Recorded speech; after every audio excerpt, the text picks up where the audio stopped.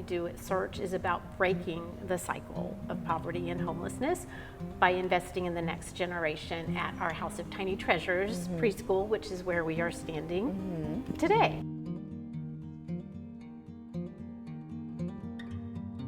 Hi, I'm Grace with RE/MAX Alliance. Today I'm here with Sandy Chowcraft, the Vice President of Development for Search Homeless Services. Can you tell us a little bit more about Search and what they do? I would love to.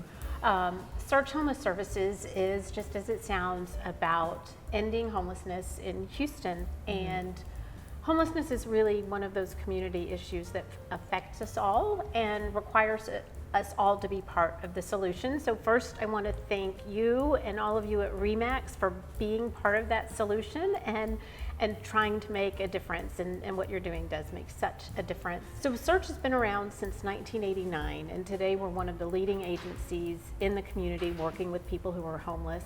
And it's really about long-term solutions. It's helping people get off the street, get back into a home of their own, and then helping them stabilize their lives so that they remain stably housed for the long term. And so we connect with people who are living on the street, we get them assessed for housing, we make the matches, we help them move into their own home, make sure they have everything that they need, and then the hard work really starts of helping them improve their health, make sure they have income, learn how to be good tenants and good neighbors, build community so that they feel supported and not alone. And over the past 10 years, Search and our community partners have made so much progress.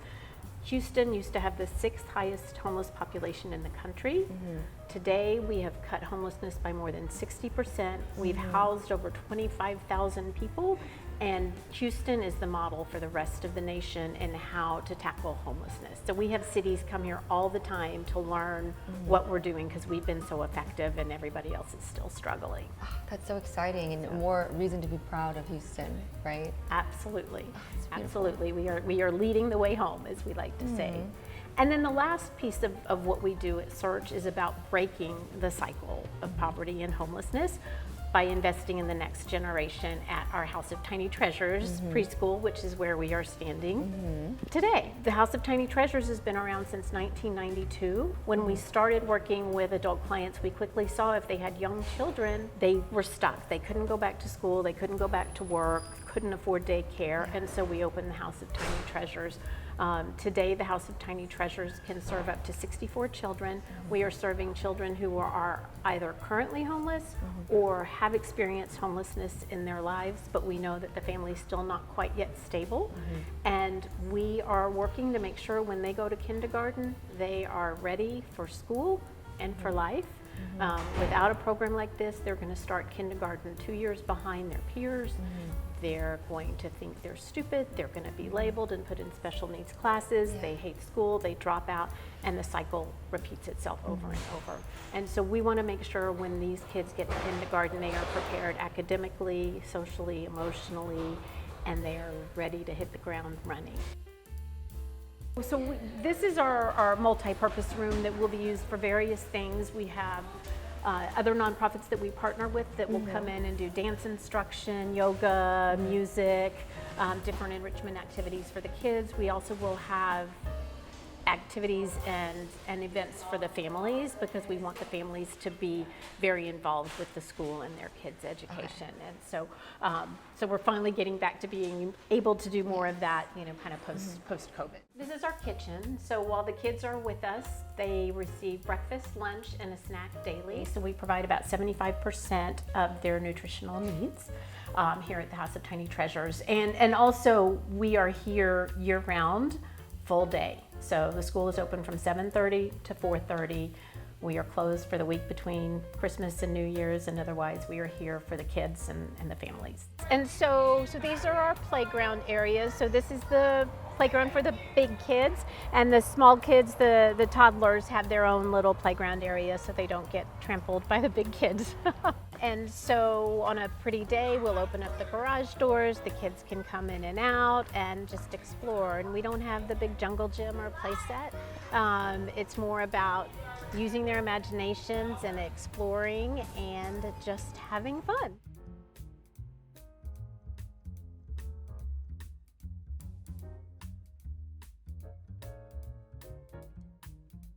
So we're in one of our classrooms. So this is a classroom for the little bitty ones, for the toddlers. So we take children from 21 months all the way to 5 years of age. And so each classroom looks a little bit different. So the curriculum that we follow here at the House of Tiny Treasures is called Reggio Emilia. And part of that is teaching the kids that they are the first citizens of the world. They are valued members of the community. They have a voice and a right to be heard. And so they get to drive the curriculum to an extent. So each classroom picks what they want to study, and the teachers adapt the curriculum so that they're still learning their math, language arts, and science skills, but if it's about dinosaurs or community friends or colors, as long as it's something they're interested in learning about, they're going to learn more effectively, and our hope is that they will learn to love learning. And so each classroom is a little bit different depending on what that classroom is studying. Part of what we teach the kids too, in addition to the ABCs and their 1, 2, 3s, are some of those life skills that you really need to succeed, like how to problem solve, how to think creatively, how to get along with others, how to resolve conflict. And so you'll see that reflected in the classroom as well. I mean, back here we have our wall of expressions, so that if a child is trying to deal with their emotions, this can help them kind of process it. So just like they ask, what are you feeling right now? Go to the feelings wall or wall of emotions, and they just point like, this is how I'm feeling. This is how I'm feeling, That's if they're amazing. having a hard time expressing it, yes. Another aspect of the curriculum is teaching the children to take care of their community and their earth. And so we tend to use more natural materials, natural colors. You'll see the playground doesn't have the big jungle gym play set. It's more about exploring and using their imagination. The outdoors is just an extension of the classroom. Inside we've got more, wood colored and materials. It's more natural. We've got a lot of natural light. All the classrooms have garage doors on them. So on a nice day, we'll open up the garage doors and let the outdoors in and let the kids out. And so it's all self-contained and safe and secure. And so as I said, the outdoors becomes an extension of the classroom. Tell us more about the architecture behind the entire structure, I guess the designer. How did that process come about? Yes, so this school is our second iteration of the House of Tiny Treasures. The original school was over near the University of Houston in 2 small houses that were very homey but very limited in space, and we could only serve up to 32 kids. And so we doubled our capacity here, but we brought a lot of the lessons that we learned from the original location and just enhanced it and made it better. So we still try to keep that homey feeling. I mean, our families really talk about the House of Tiny Treasures feeling like home for them and feeling like a second family. And so we try to keep some of that as well, but then enhance it with the light and the bright, cheery feel. I love to tell the story of Wendy. So Wendy was living in Florida in a very abusive relationship. She had 4 young girls, and the 3rd time that the same police officer showed up because of what was going on at the house, he told her, he said, "This man is going to kill you if you don't leave. I'm going to stand here while you pack up the car." He gave her $100. She had no idea where to go, and so she came to Houston, and she was staying at the Star of Hope shelter and struggling. Severe addiction issues, severe mental health issues, and could barely take care of herself. And the Star of Hope referred her to the House of Tiny Treasures, and she brought her girls here, and she talks about how it changed their lives entirely.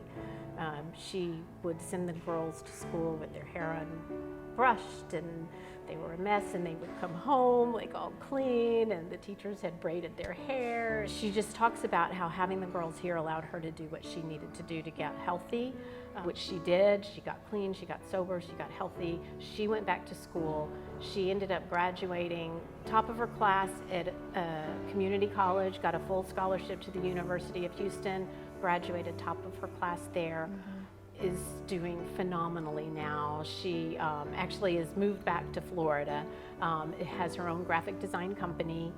The girls all went on to be gifted and talented programs at their schools. They're all incredible artists and happy and thriving, and she just talks about how you change one person's life and you truly do change the world, and that's what the House of Tiny Treasures does. And then I'm also curious to know more about the process of selecting like teachers.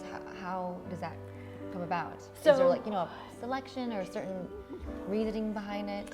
Right, so we're always looking for good teachers at the House of Tiny Treasures. So it is hard to find people who want to do this work.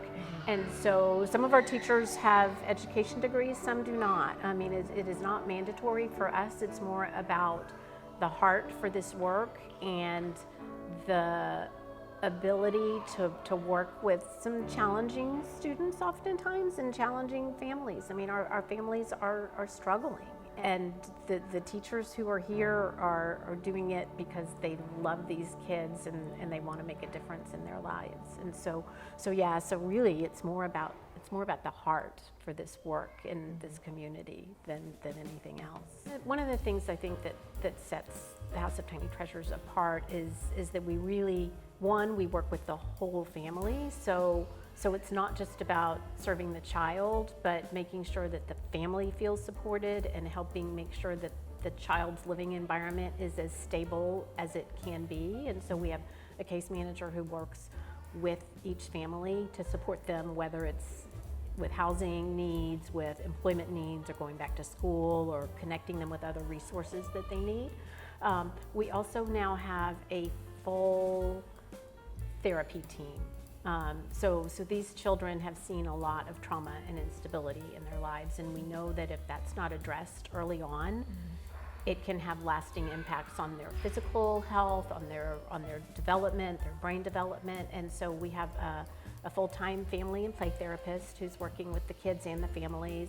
We have an art therapist and a speech therapist as well to help the kids really take care of all aspects of their physical health, their mental health, and again, make sure they're as strong as they can be when they get to kindergarten. That's wonderful. You said that part of the program of Search is like, how is it funded, and how is like this building and all of these support systems funded? Right. So when you look at Search as an agency, we're very fortunate to receive a lot of government funding for our adult programs. That's not the case for the House of Tiny Treasures. So we have minimal government funding for the House of Tiny Treasures, primarily for the food, the meals for the kids. The rest of it is really dependent on private donations, and it is not an inexpensive program to run. It really does represent our greatest fundraising need, but we just feel it is so important to invest in these children for the future, their futures and the future of the community. And so we remain committed to doing what it takes to keep the House of Tiny Treasures running. And so your donations are very important in helping us do that. With the adult, it's just so integrated, this program, because it's not just about only helping out the parents or the adults who are unhoused, but even like the children, and not just focusing on the kids in isolation and bringing that together. I think that's really showcases why it's such a successful program. Yes, thank you. I mean, that's you get it. Not everybody gets it, but yes, it's all part of it. It really is. So yeah, I mean, when you look at what we're doing with the adults, as I said, we get people into housing, and right now we are working with over 900 people who were on the streets but are now living in one of our housing programs to help them, turn their lives around and look to the future.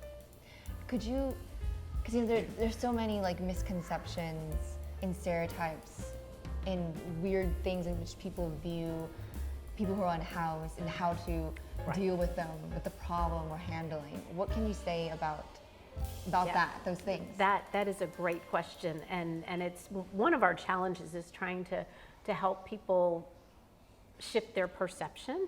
I think there are a lot of people who think homelessness is a choice or is a result bad choices, and then someone was on drugs or, was an alcoholic and they ended up homeless.